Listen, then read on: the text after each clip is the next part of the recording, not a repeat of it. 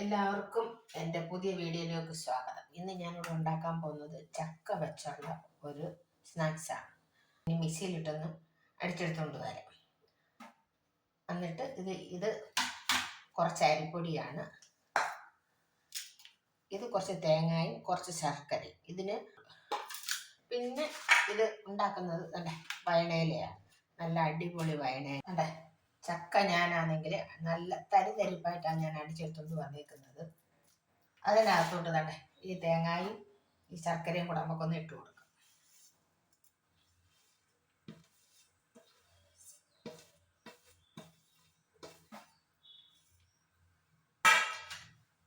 അതിനകത്തോട്ട് കുറച്ച് ചുക്കും ഏലക്കായും കൂടെ പൊടിച്ചതാണ്.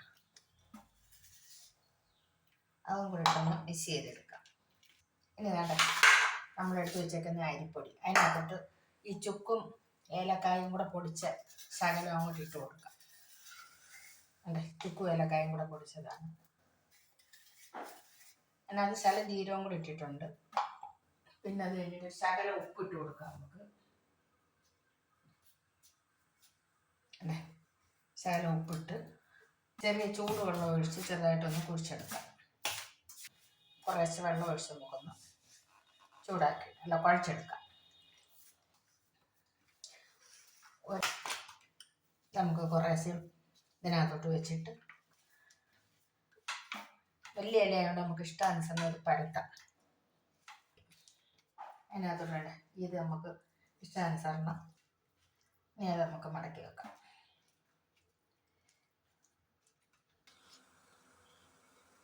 ഇത് നമുക്ക് പെട്ടെന്ന് ഇതുണ്ടാക്കി എടുക്കുകയും ചെയ്യും.